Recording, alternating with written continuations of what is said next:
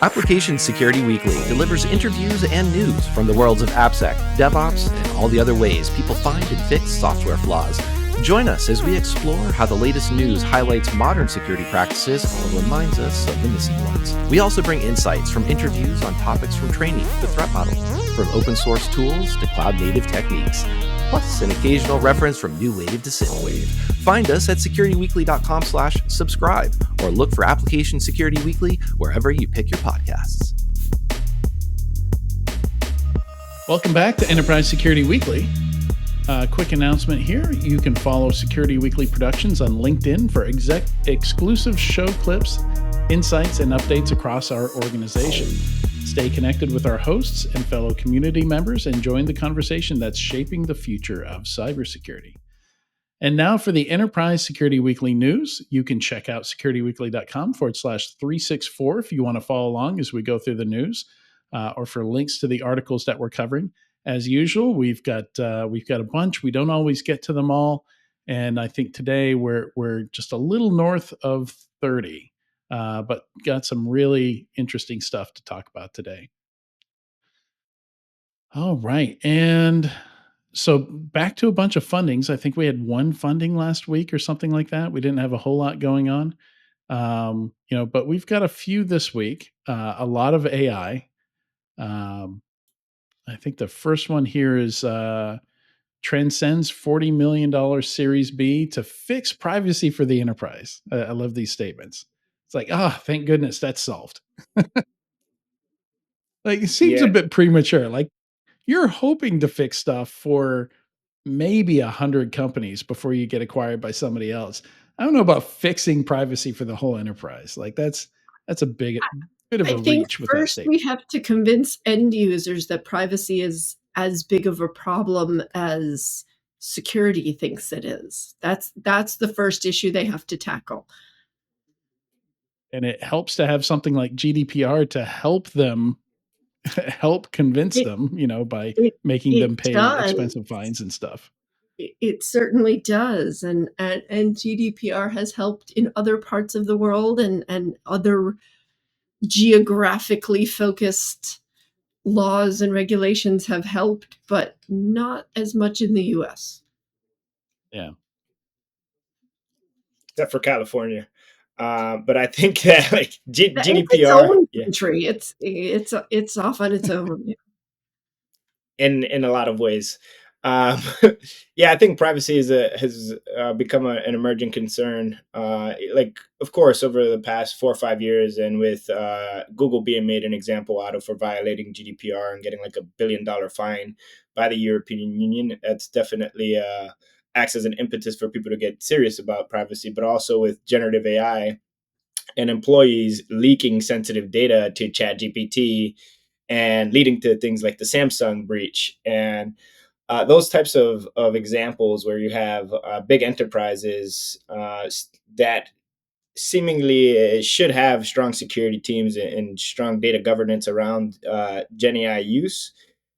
This is what I think has led to more investments in the data security and data privacy markets and realms. And so 40 million for a Series B to focus solely on data privacy and data protection, I think it just goes to show just how big of a market it is and how big of a challenge it is for C-suite executives, CIOs, CTOs, CISOs, you name it. It's all top of mind. And it looks like it's got all the pieces of a DSPM as well to be able to do this. Like there's data, they have like a dozen products doing everything from data discovery to classification to figuring out the data paths, data inventory, data lineage. These are just names of their products. So there's a lot they're building here. That's not just privacy stuff, because to be able to do privacy, you have to untangle that whole web. 100%. And I feel like over the past 6 months, there's been a massive influx of startups focusing, like coming out of stealth, out of the woodworks, focusing on data protection. And to your point, like Transcend started as a quote unquote virtual kill switch for consumers to delete their data.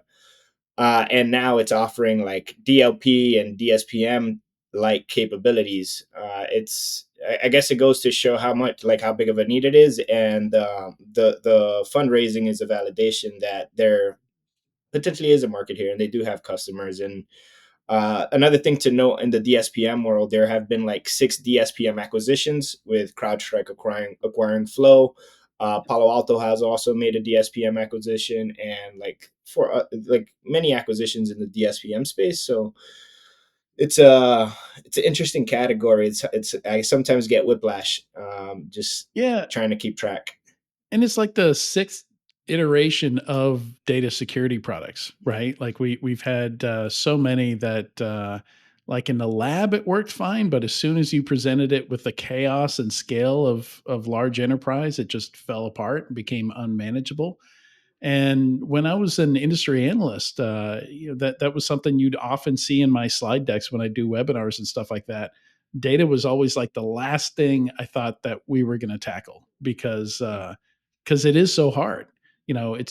Attaching controls to data limits its the use cases you can use it for. Like we still see companies struggling to hand off sensitive data, like a pen test report, handing it off to a client. You would think in 2024 that would be a simple thing, but some companies are just going to email the report. Others have some kind of portal. You have to create an account. You log in. Others are maybe using PGP to encrypt that report and hand it off.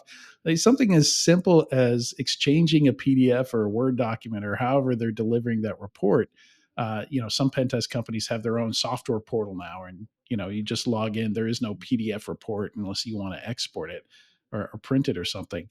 But yeah, it's still not easy to securely handle, exchange, and maintain data.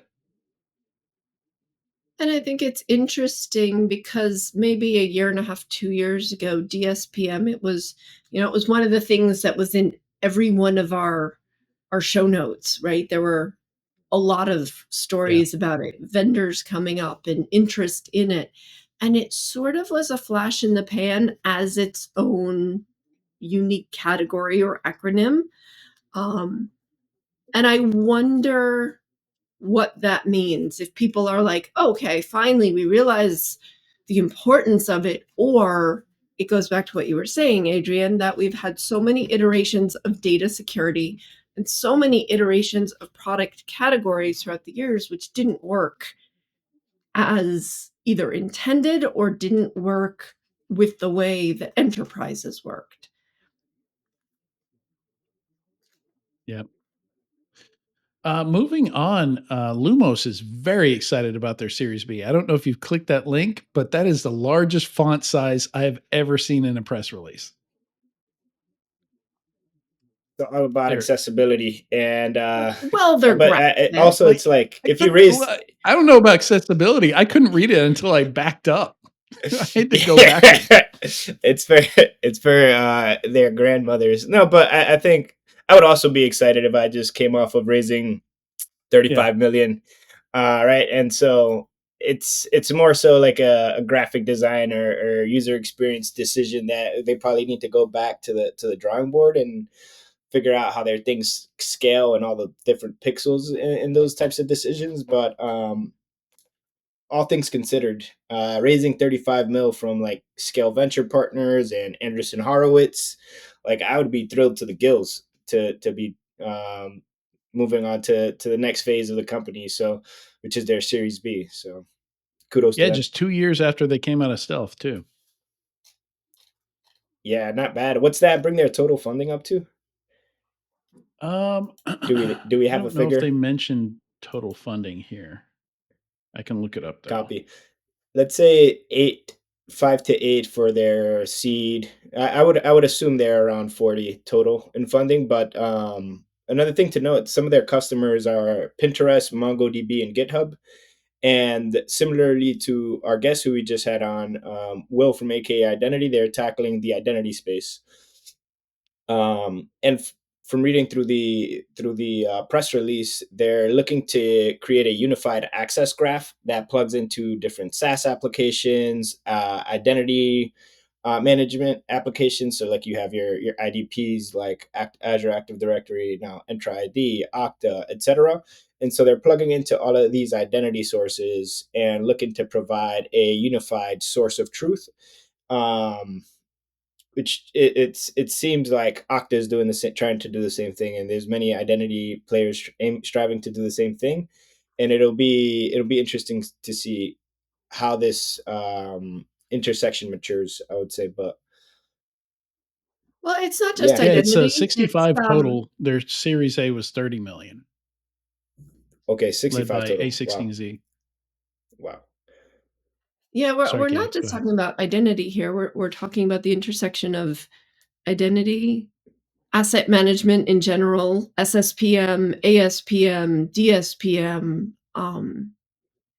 A couple years ago, this is where I sort of envisioned it going, bringing in identity to the asset management space, which is, if you listen to the analysts, rolling up to exposure management. I think everything eventually does.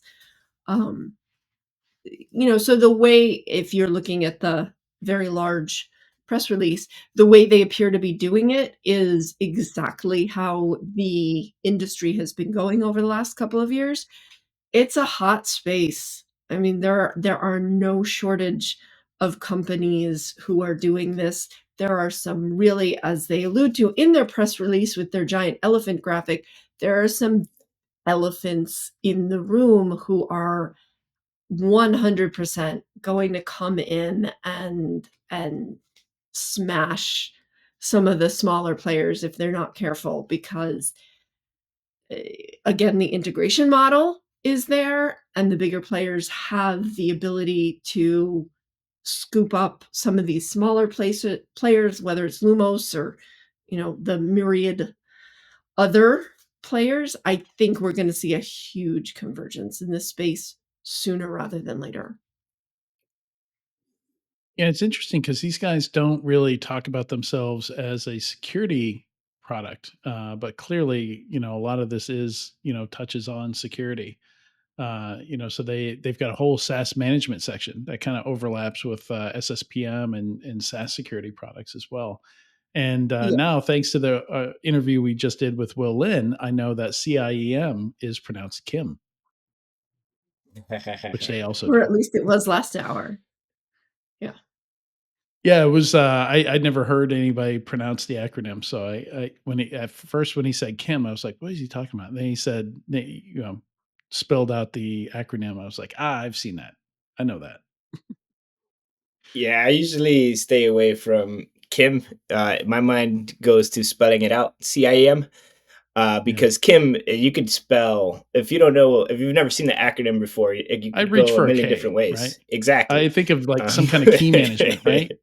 yes, sir. Yeah, And so, yeah, CIM is an interesting one, but obviously a hot spot. And that category, cloud identity entitlements management, has become a subsidiary of CNAP. And you can't be a true CNAP without CIM. But identity has forged its way into like a lot of different product categories. And what you see today from a lot of SaaS security solutions is that they're taking an identity based approach to SaaS and helping reduce excessive permissions with the different SaaS identities. So, like, identity has bled into almost every security product category. But then you have players like Lumos who are helping bring that back in through like a unified interface, which is pretty cool. But to Katie's point, the space is extremely hot, and it's probably also ripe for consolidation. So maybe we see some money being thrown in acquisitions in the near future. If I were yeah. a betting person, I would definitely bet you some Oreos on that.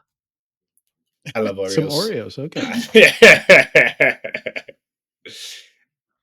So the rest of the fundings, we've got a bunch of AI stuff. We've got Witness AI, Patronus AI.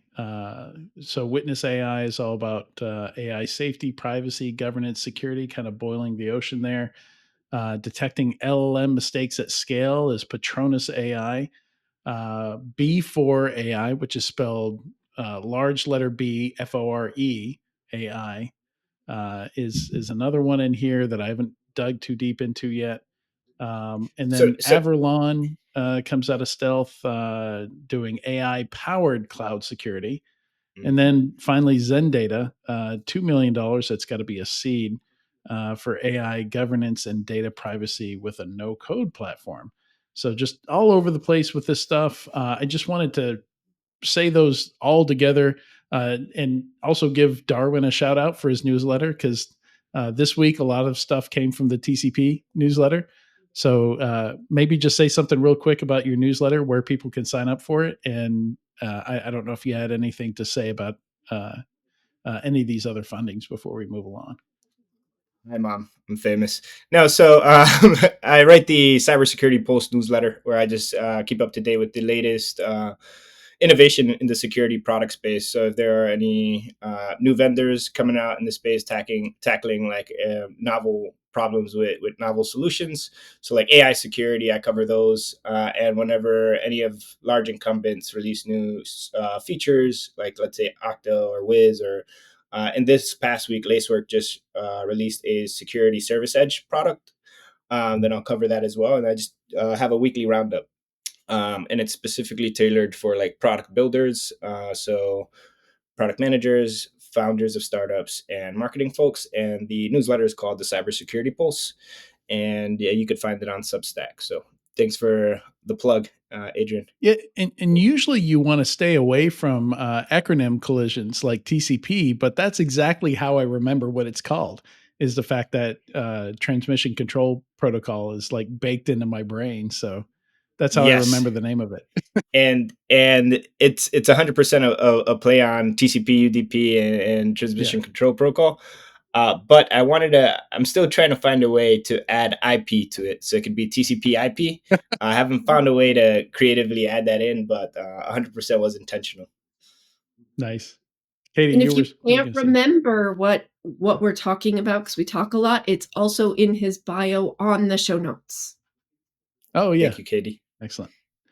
Yeah, and that's one of the reasons I've gotten hooked on reading your newsletter is there's not a lot of other stuff I read that touches on new features being built into products. And oftentimes there's some, well, as you can tell from this week's news setup here, I think we've got 1, 2, 3, 4, 5, 6, 7, 8 stories dedicated to new features. And a lot of them are really interesting. So I think that's something I've been missing when prepping for the news. So I'm glad that you're doing that work.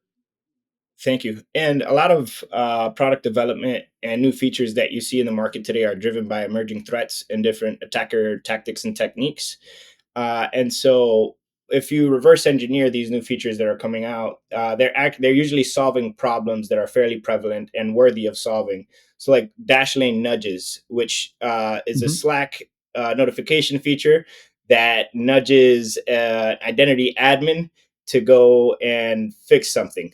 And so something as simple as getting nudged to remediate. I thought it was users also, like, hey, your password's compromised in this other breach or something like that, right? Right. Yeah, it's admins and users, I guess. But and so good catch. But something as simple as a nudge, because like you only go into the platform and in the into a user interface and like look at your critical risk, probably like once or twice a day, if that. And there's so much going on. Like security teams are like here's so 100,000 things that are wrong. Yeah, exactly. And it's like you need that nudge. But something as simple as that plays on the human psychology are things that I like to highlight in the newsletter. And hopefully it becomes a trend. Having ADHD, like having a to-do list with 100 things on it, I get nothing done. Like what I need is a to-do list with one thing on it or two things or maybe three things max, and then once that list is done, I can go off and do other things.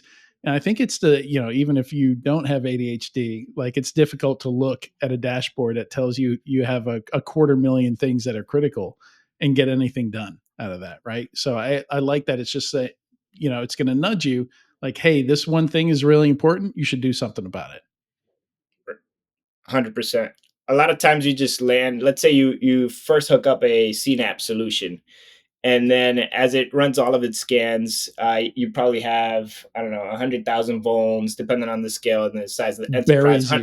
Like you're just buried, right? And you may have like 7,000 criticals that you have to resolve. And when I land on some of these platforms, I don't even know where my eyes should be going.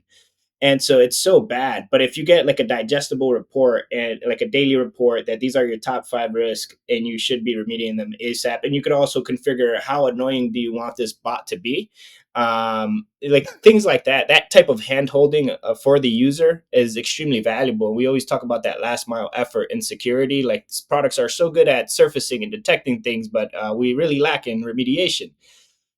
A nudge is one Well, way to the solve that. prioritization before the remediation, because There, yeah. if you're looking at a million things, you definitely get analysis like, oh my God, I have 236,000 things to remediate in the next hour. So the prioritization and also the ability to tailor what you're seeing and when you're seeing it is incredibly important. 100%. How could you not be stressed and alert fatigued when you're looking at like Right. 200,000 plus issues, right? So, Yeah. And And that's a what's design cool about problem. this what's cool about this Dashlane thing is, yes, it's delivered via Slack right now, but they say they're rolling out additional messaging platforms. So Right. I know you guys all use different messaging platforms too. Everybody has their preferences. And if you can set this up for certain things to come here, certain things to go here, certain things, it just makes the organization of your day and your triage so much easier, because if you have everything coming in one place, we talk a lot in some of these platforms about one single pane of glass. Well, sometimes I don't want one single pane of glass. I yep. want separate glasses for different things so I can choose which one to pick up at a particular time. Because if I have one single pane of glass, it's like, what do I do first? But if I can Mhm. configure my thing, it's like setting up little folders in your email. Let's put certain things here, let's put certain things there. And so the alerting process to be able to do that, I think, is critical. Yeah, and that's why I'm glad we're talking about these little features here too, because like this is we talk about alert fatigue so much, but we don't often talk about strategies to solve it.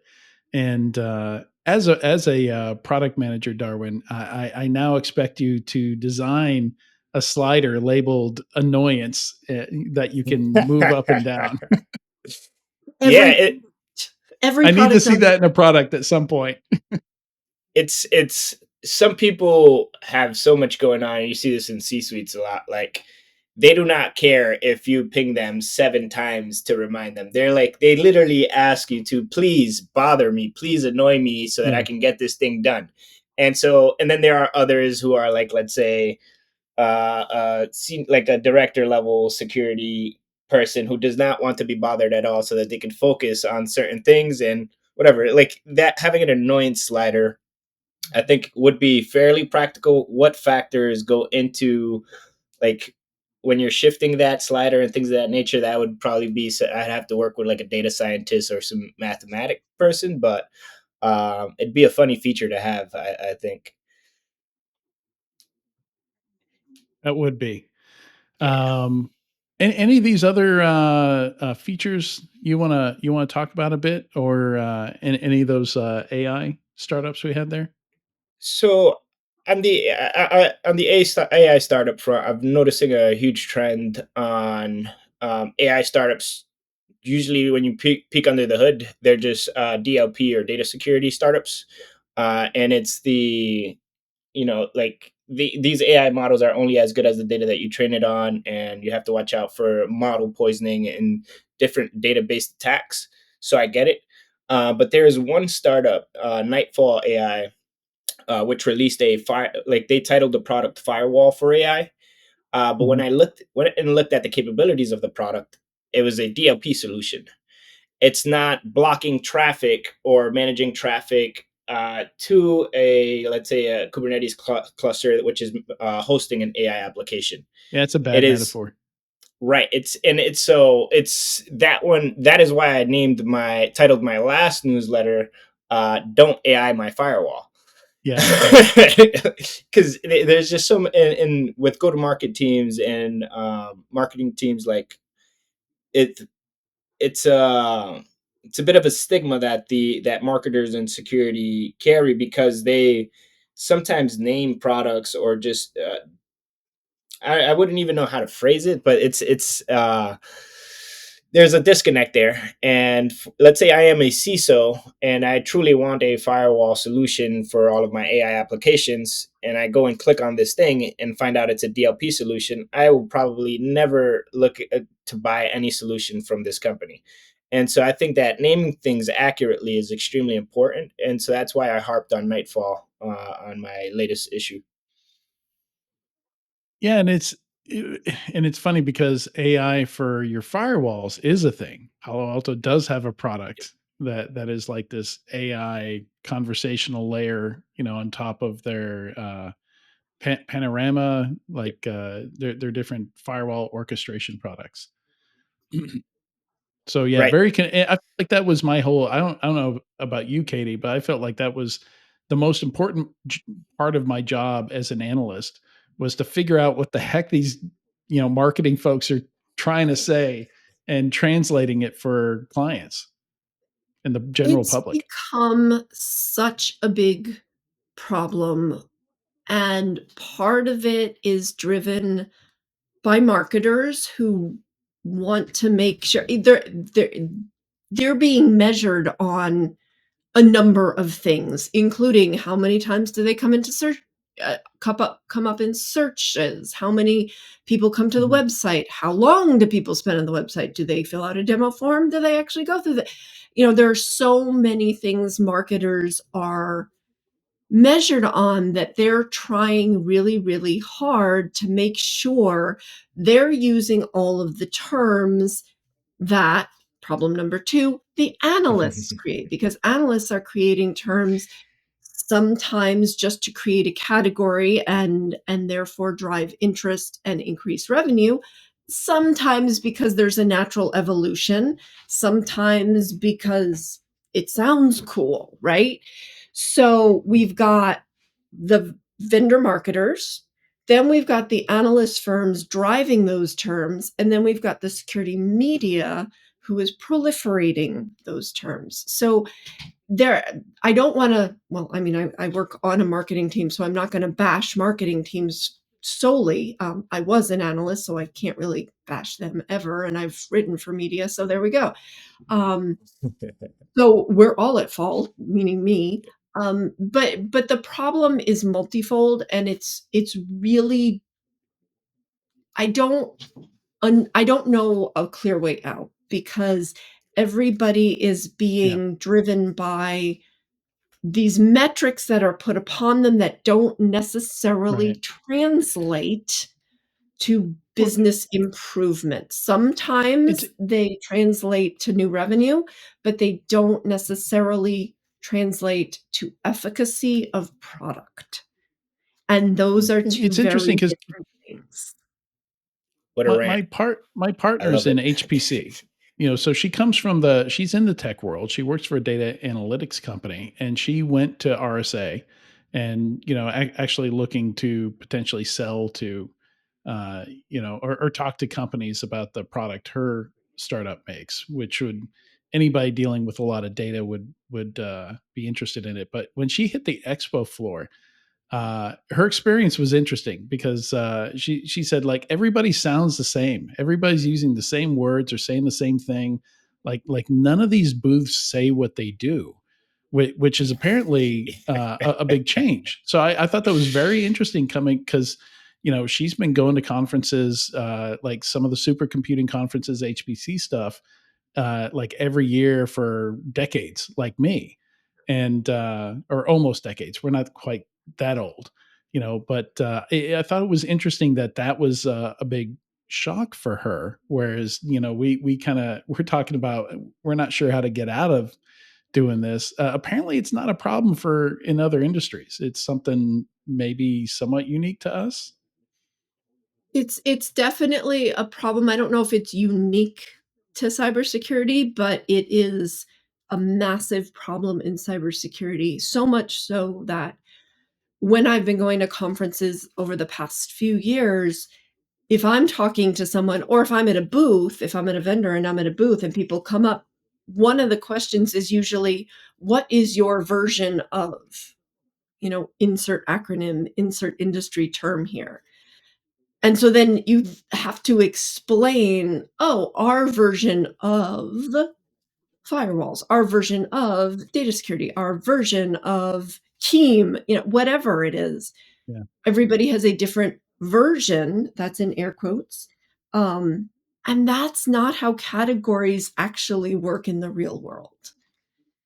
And so now you have to do Right. the work to explain the category that you want to be in. And you want to be in these categories for all the aforementioned reasons, but it does make it very, very hard on both marketers and buyers. And I think that Yeah. problem is unique to security. We make it way harder on us than other industries to allow people to come in and do their own research, and to allow buyers to have their own little buyer journey before they engage with a salesperson. Yeah. Like it's like, sure, you want to say you're doing something unique in data security, but at least say data security so you get somebody's head in the right zip code, right? Yeah. Well, that's And, true. You and give can't them say some data and then context be for a what you're firewall saying. and vice versa. Fair enough. Yeah. AI firewall. CISOs are pretty like no BS sharpshooter type folks, and they read through the marketing bullshit so fast. And it's pretty sad to see this disconnect, right? Because it's off-putting to a security buyer. And that's the last that I'll say there. I've put a Google Doc together for us to write a post on this. We could Yeah. drop it on the CyberY joint collab with the Cybersecurity Pulse. But I That'd be think fun. that we should help people simplify their messaging. And I think simplicity is key. And it's probably what folks get taught when they go to a school for marketing, is to keep it simple. So I think we have a lot to bring to the industry and the marketers on And that front. So and also SEO is kind of changing. It's shouldering a lot of the blame for why Google is getting so bad. Is Yeah. like the number of people that are experts in SEO has increased at the same rate that Google's usefulness has decreased. And I don't think it's a coincidence. Like there are people just co-opting terms and grabbing searches that just have nothing to do with what you're looking for, which is why, roughly I'd say 50 to 75% of my searches for answers to questions I do through some of these AI chat tools now. Like Perplexity is my default search engine in my browser. And it's not a search engine, right? It's not really intended to be. Even u.com, a lot of these that use Google results, but they don't use ads, like they have subscriptions, some other way of monetizing. They suffer from it too, because they're just getting shoveled whatever Google's giving them. So yeah, that would be interesting to do. Let's move on here though. There's a couple acquisitions here. Cloudflare acquires Bastion Zero, which is they say extending zero trust access to IT infrastructure. I'm not super familiar with Bastion Zero, and then the other one is Bugcrowd, which I think is I've got a little bit to say about, but I don't know if anybody's familiar with enough with Bastion Zero to dive into that a little bit. nothing from my end. It looks like it's ZTNA, which, I mean, with a name like Bastion Zero, it makes sense.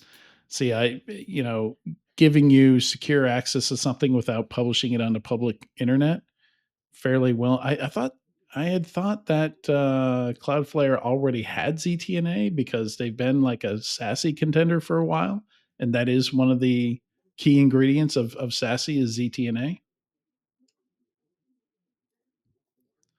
I think I Yeah. But yeah, wrote about Bastion Zero 4 years ago, but I don't okay. remember. It seems that straightforward. Like instead of putting SSH or RDP out on the public internet, or a web console or something like that, that only your admins need access to, you're going to create some kind of IPsec tunnel or something like that with this ZTNA product. So it's like using VPN, but without having to use VPN. Like the whole thing can happen in your browser. Basically, it can be transparent. Like you don't have to think about turning a VPN on or off or anything like that. And you're not exposing like a traditional VPN IPsec style or PPTP interface or anything like that. So it's a good solution for getting away from VPNs and getting away from having attack surface on the public internet. Just because your 5 admins need a way to get into infrastructure and manage it. Nice. The Thanks for the second, breakdown. yeah, go Yeah, ahead. I definitely want to dig into Bastion Zero, just because I've done some work with Bastion Host in Azure. Yeah, But also, like they from their copy on their site, simple passwordless access to Kubernetes servers, web and database infrastructure. And so I think it makes sense for Cloudflare to go through and acquire them. But this is definitely one I want to dig into a bit more, because it had not been on my radar before, and it doesn't seem like a security company, but more so like of an access provisioning in right. a very Mhm. lean fashion, very secure fashion. So it's an Yeah, interesting more in one the for sure. DevOps side, right?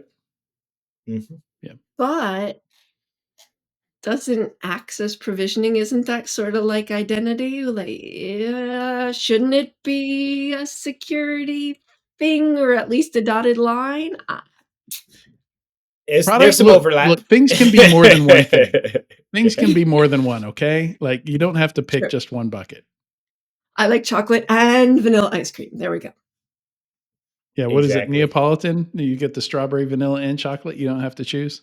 And what is it? Talenti has those layer things. Those things are Yes. evil. They're addictive. Talenti is my favorite. It's they've got it all. And no, this show's not sponsored by Talenti. No, But it not should We be. yet. It do could be. we do Not welcome it. yet. Yeah. Why not? Don't they care You don't about the even have to data pay us in security money. of their suppliers? Just pack some gelato and some dry ice and send it over. You don't have to pay us money. 5 pound tub of the mango flavor, and I am Yeah, happy. yeah, the mango's good.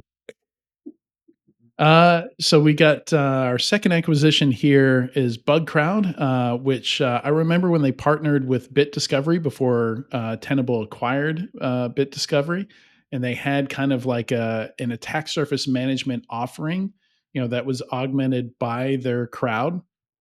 So the Bugcrowd crowd of researchers, would basically go through the external attack surface management is yet another one of those categories where it generates a lot of noise. Really helps to have somebody triage that stuff for you, find the stuff that's interesting, hackable, that kind of thing.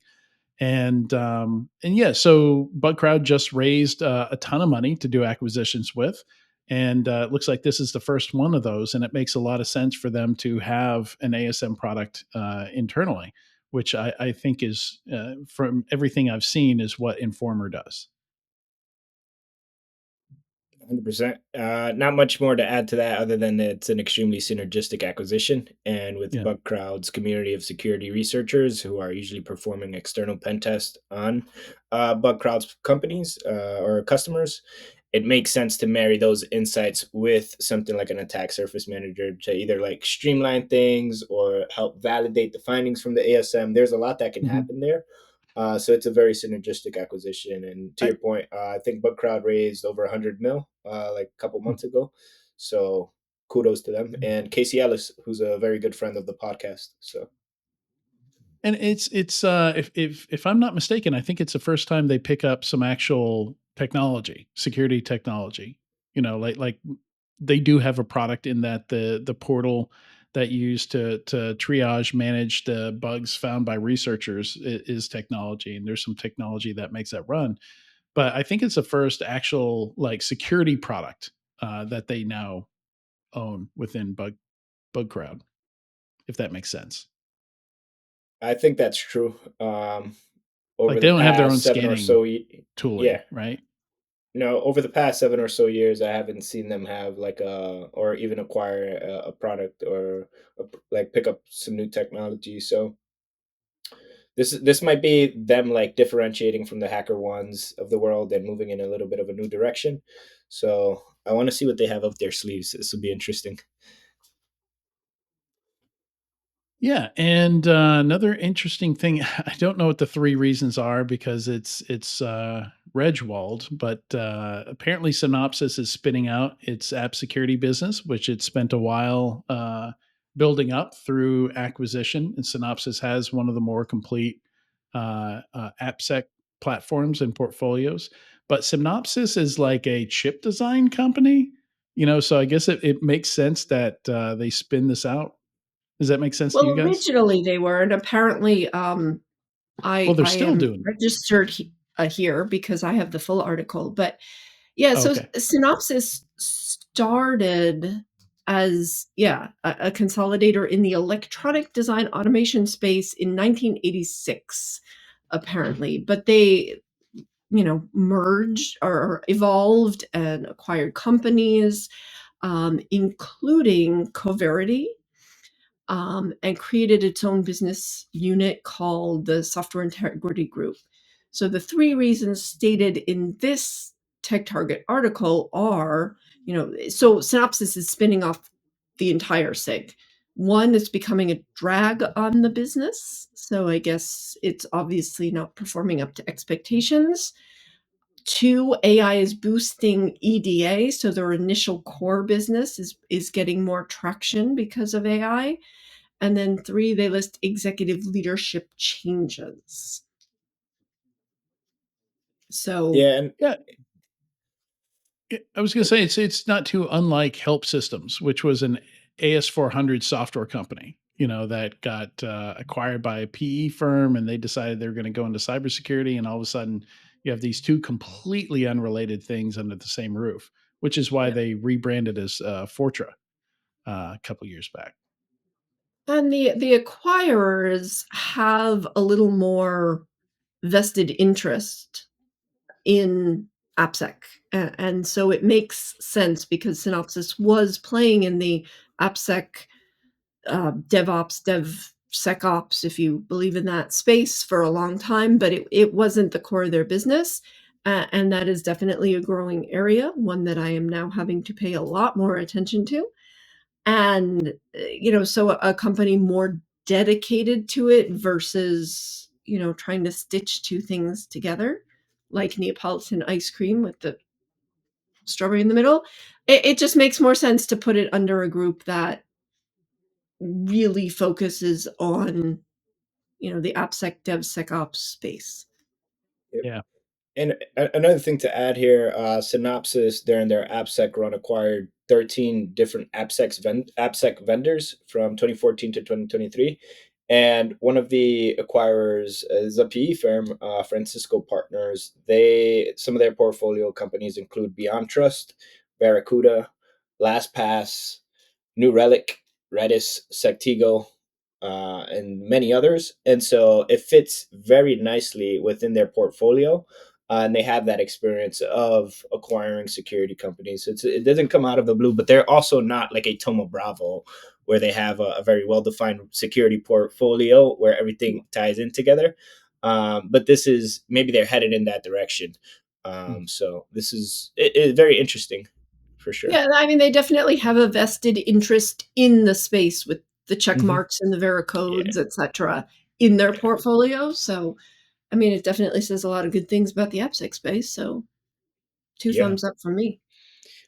I want to pick your guys' brains, and I don't love using that term, but later, maybe after this, in terms of how do you feel about private equity firms picking up security companies, and what does that do to the industry? And does it, like how, even from a customer and end user perspective, if a security tool in your tech stack gets acquired by a PE firm, what impact does that have?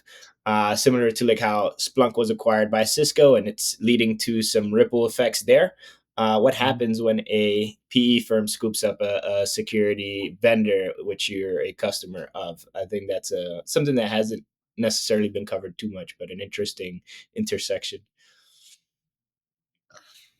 Yeah, I I think feel we've like both written about Tyler that, would have a lot Katie. more to say about this. Yeah. I mean, from the customer experience, like we see it, right? It's like a product that you love gets acquired by Broadcom or something like that. It's not a Yeah. positive response. Yeah. We know the PE firms are pretty transparent about what they're doing. They're going to pick up a company that's decent growth, not doing great. They're going to cut a bunch of spending. So it's going to impact the customer. Customer's probably going to feel the impact of the PE firm. The people working at the security company are going to feel it, and they're probably going to smush it together. And there's a few different playbooks here. This isn't the only one, but a common one is take it, cut a bunch of spending, make the company more profitable, smush it together with something else that's adjacent to it, that makes sense, and maybe IPO it or sell it off to another PE company, or there's a couple different plays that they can make there. But yeah, ultimately it's it's either that or the company goes away, right? So even if you love it, like they're not getting picked up by a PE firm if they're doing great, and that's got nothing about the product. Like maybe the product's great, but they just haven't managed it very well, or, financially they didn't price it right, or, something like that. It doesn't mean that the product's bad. Just means that financially, this is the exit that's available to them. I just had this conversation, well, a similar conversation with somebody who doesn't work in the corporate world and doesn't have a very good fluency with things like acquisitions and IPOs. And this person was asking me, so when you see all these companies shedding resources, whether it's people or selling off business units or, whatever the case may be, to increase what could potentially be the profits if they IPO or if they're acquired, doesn't that hurt them once that transaction occurs? And I said, yeah, of course. If a company is shedding resources and pushing people or products or whatever it is out the door just to get a higher acquisition price, a higher IPO, whatever the case may be, afterward, they're left with the ramifications of that. And then they have to deal with customer sentiment, because that was your initial question, customers might not realize what's happening in the lead up. Customers might not realize in the lead up to the sale to a PE firm what exactly is going on behind the scenes. I would guess that a lot of consumers don't. Or even not just consumers, but consumer generally, not B2C type consumers. I would bet that most people don't realize, and it's only afterward when they realize, oh shoot, my favorite product isn't available, or that feature doesn't work anymore, or hey, wait a minute, why did every single one of my customer success people leave the organization? It's a real problem, and I think a lot of companies, especially in the security space, are so focused on that event, the IPO, the acquisition, whatever it is, and PE firms are taking advantage of it. And I do think the customer gets hurt, but I'm not sure it's well known enough, because it's a newer thing that's happening in this. I'd argue that acquisitions into product companies can be even more disruptive. Like I remember I was a QRadar customer when IBM picked it up, and they have this whole checklist that a product has to go through to become an IBM product. Like you have to update the design, the look, the UI, accessibility requirements. Like it was almost a year before we could get them to work on any of our requests or issues, like unless it was like a critical issue. Like it wasn't gonna, and they called it blue washing. It wasn't gonna get fixed until IBM finished blue washing the product. And in other cases, maybe your favorite product goes to Microsoft. Well, now it's not going to be compatible with CrowdStrike anymore, right? Like it's only going to be available for E5 licenses, and it's not going to, any integration or compatibility with competitor products are going to be de-emphasized now. So there's a lot of ways that you can get hurt as a customer from those kinds of acquisitions as well. 100%. Yeah, it's so we're running out of we got to make some decisions here. We're running out of time, and we're not even halfway through here. So I'm going to Well, we try went down and a rabbit hole. Maybe we just go to the squirrels from the it was a rabbit good hole. rabbit hole. That's Rabbit hole. yeah, It was that's a why I great didn't rabbit interrupt hole, it. actually. Yeah. But I'm going to try and I'm going to run through all the new feature stuff real quick, and then we can maybe make a few comments. And we're going to do some sprints here. Okay. Roger that. So we already talked about the Dashlane nudges, which I think is really interesting. Let's see. LastPass is finally encrypting the URL field, which we found out when they had a lot of people did not realize they were not encrypting that field, which often with older websites captures passwords. And so I was a victim of that when I found out about that. So they're now encrypting the URL field in their password vaults finally. Also, Microsoft is next month is going to start enforcing MFA for Azure accounts. Again, my comment on this is finally. The Microsoft recall feature, I don't think we have time to really get into. I think there's a good debate to have there. Maybe we have that next time. It's very much in beta right now. It's unclear whether it's going to be opt-in, opt-out kind of situation. I think Microsoft is kind of collecting some of this backlash that they're getting for this feature. So maybe we save that conversation for later when it's a little bit clearer what it's going to look like when it's GA. But I've got opinions on that where I think it's less of an issue than people are making out of it. So I'll go ahead and prepare your arguments for whichever side of that you want to take, because I think there's good arguments for both sides. What other features here? We talked about the firewall for AI, Big ID. So this was interesting. So I've had a lot of Microsoft Copilot calls, and to handle the data governance, data hygiene issues, they recommend using their own Purview product, which is their data security product. But then, that's not easy to use, doing data labels and stuff like that. So Big ID has a solution for you. So to use Copilot, you need to also pay for Purview, and to use Purview, you also need to pay for Big ID. I think is what we're being told here. So yeah, defense in depth, or this is where what's his name, Rick Holland gets expense in depth from. Exactly this kind of situation. All I can say is yikes. It's very much in line with Microsoft Security's business model. Yeah, it is.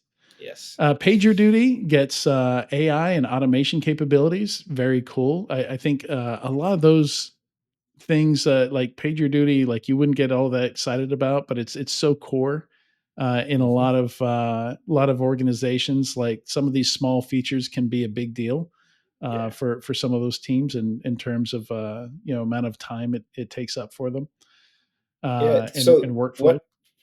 Yeah, I was just gonna say one of the features. Sorry to interrupt, but one of the features that they released is a Copilot, one of the products. And so, say you're a site reliability engineer or incident responder trying to get to the bottom of an incident, and you can just ask your Copilot, like, "Hey, what's going on here?"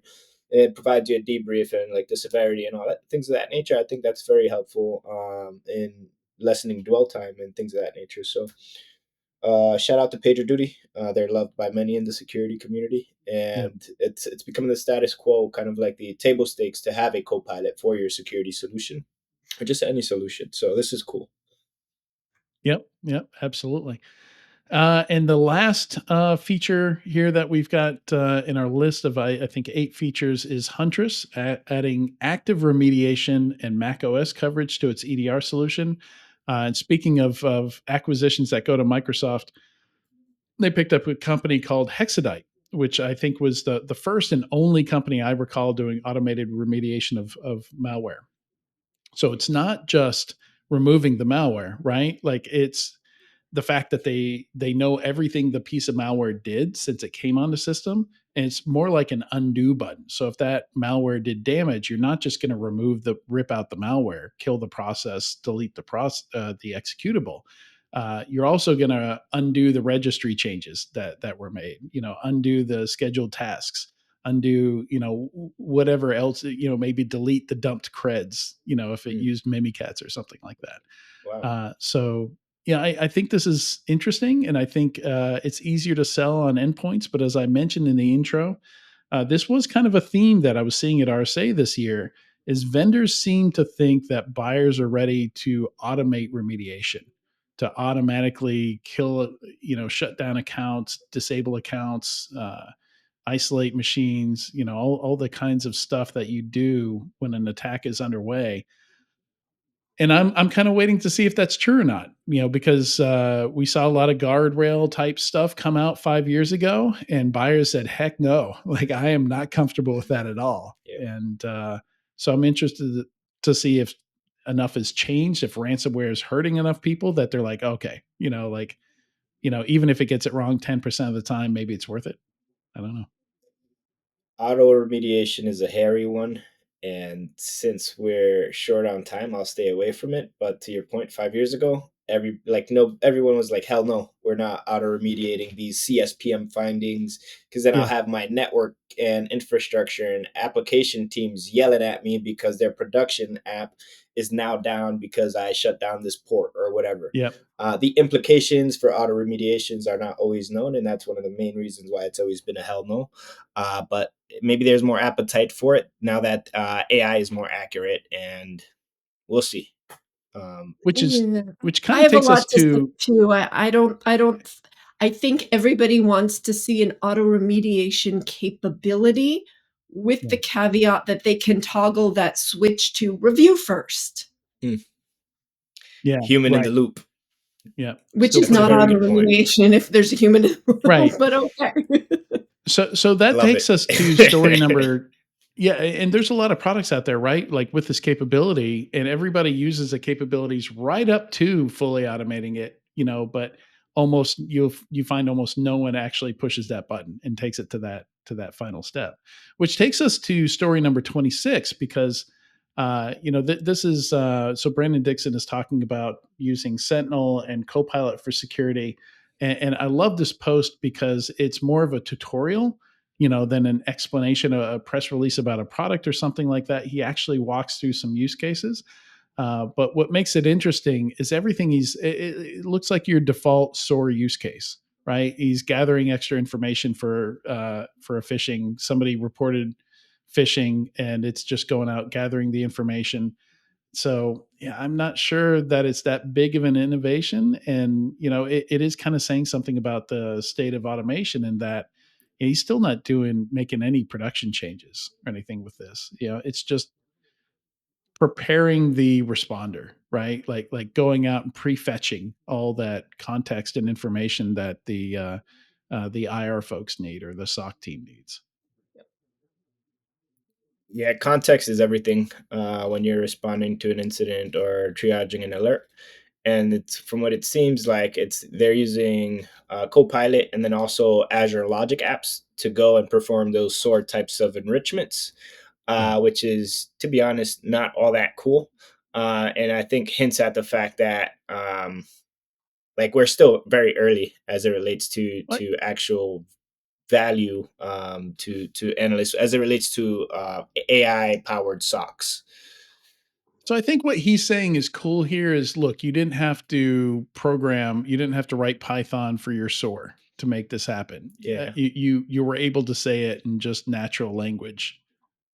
Yeah, Yeah, that's a very good point. that's it. And like my hopeful, like my optimist brain is like we want that silver bullet already, of Yeah, where like, these AI powered socks that are promising on everything, and like these Microsoft Security Copilots, like but this definitely does like split the time that an incident responder has to go and like either create a SOAR playbook and write to Python to go and perform these enrichments, or have to do it manually across many different platforms and interfaces.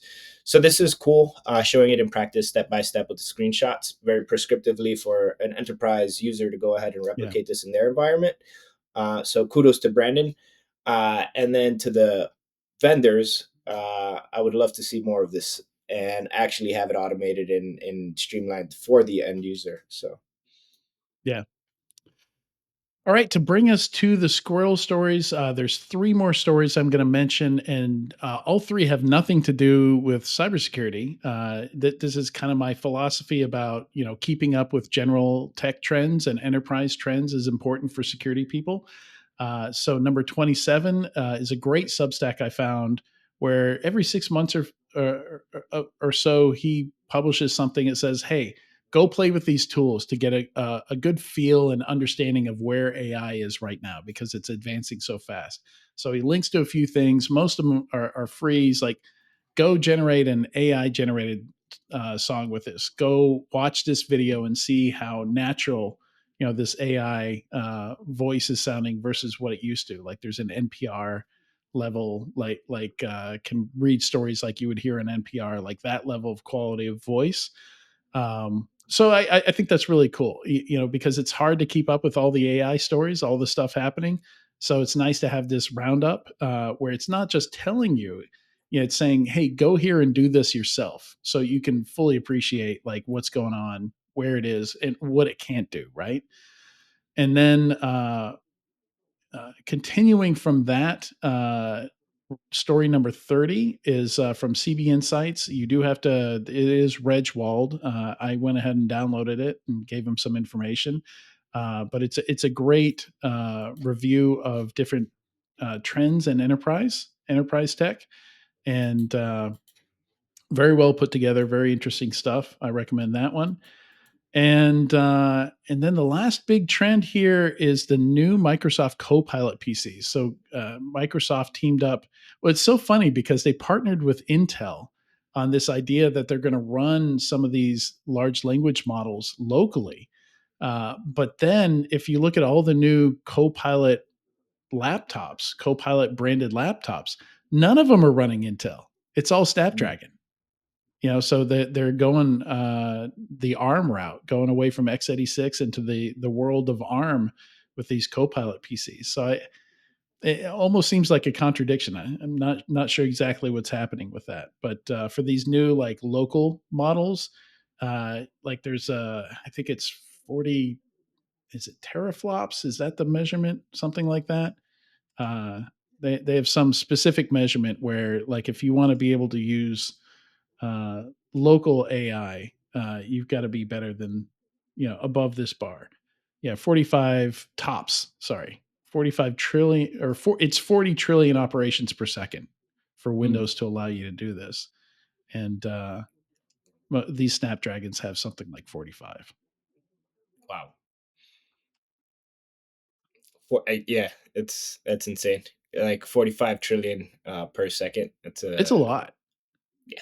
I mean, that's equivalent to the current gen of Intel chips, but the battery life is, like with the Intel chips, it's like 10 hours. With these Snapdragons, with the same amount of power, you get like 26 hours of battery life or 24 hours of battery life. It's just night and day, the efficiency on the Wow. ARM side. Yeah, exponential gains on compute. It seems every year, like even like month to month, right? Like Apple released their M3 chip just recently with their new iPad, and it feels Yep, like just M4. yesterday. Mm-hmm. Yeah, M4. There you go. Like Yep. it's insane, man. And I think AI is It's in driving the a lot of iPad it. before it's in the notebooks or desktops. Interesting. So Yeah, I didn't know Apple's that, but fastest chip is in an iPad right now. wow. Wow. And it's a super powerful chip. It's probably overkill for an iPad, but Yeah, it's pretty much what everybody's saying. It's like, why would you introduce it in an iPad? right. Everybody's Yeah. like, my M1 iPad is great. Exactly. Yeah. Yeah. Human nature. Yep. So gonna go straight to the squirrel stories here, and we're just gonna cover this last one, number 34. I thought this was interesting. I had never heard of this band. The name of the band is Bring Me the Horizon. And the title on this is from Lorenzo over at TechCrunch, used to be at Vice Motherboard, good friend, journalist that I've worked with on and off over the years. But the title is Rock Band's Hidden Hacking Themed Website Gets Hacked. So it's one of these things where like to, for fun, to engage listeners more. They put like a puzzle into their stuff. So part of the packaging for the album has clues to the puzzle, and the audio itself. If you listen to the end of the last track on the album, you hear a strange sound, and you got to click the link to look at this. So the first screenshot in here, the first image in here, using a spectrogram, the audio creates a QR code that you can scan with your phone when viewed on a spectrogram, which I don't know how the heck you do that, but that's impressive. And so the QR code leads to the website, which is protected by a passcode that you can get from the album cover art. So very clever. I love that they did this. But apparently the website has a hacking theme and got hacked. Can't make this I haven't stuff made up. it through the whole story yet, but a bit of irony. But I love puzzles. I love that they're doing this. Love puzzles and hacking themed stuff, things. So it's like very creative. Security conferences, right? Like a lot of security conferences have puzzles built into the badges, the electronic badges and stuff like that.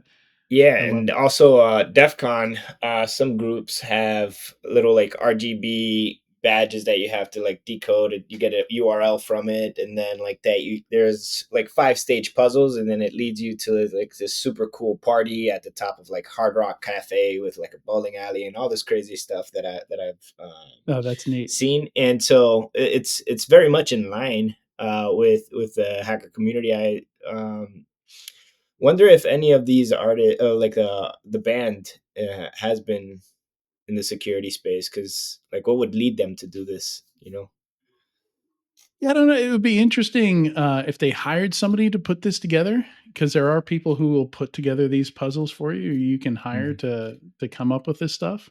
So yeah, it'd be interesting to see who did that and see if they've done other stuff with other people. That'd be neat. All right, but that's all I've got for today. We've gone a bit longer on the news. I've been wanting to make our segments a little bit shorter. Today it was tough for different reasons, but yeah, there was a lot of news today, and I was glad to get to a bunch of this stuff. So much so that we've had to table some of these conversations for next time. We'll talk about Microsoft recall in the future. I'm sure that's not going to go away unless Microsoft just decides to axe the feature altogether. So yeah, plenty to talk about next week and beyond. But yeah, thanks so much, Katie and Darwin, for joining me today. It was a lot of fun.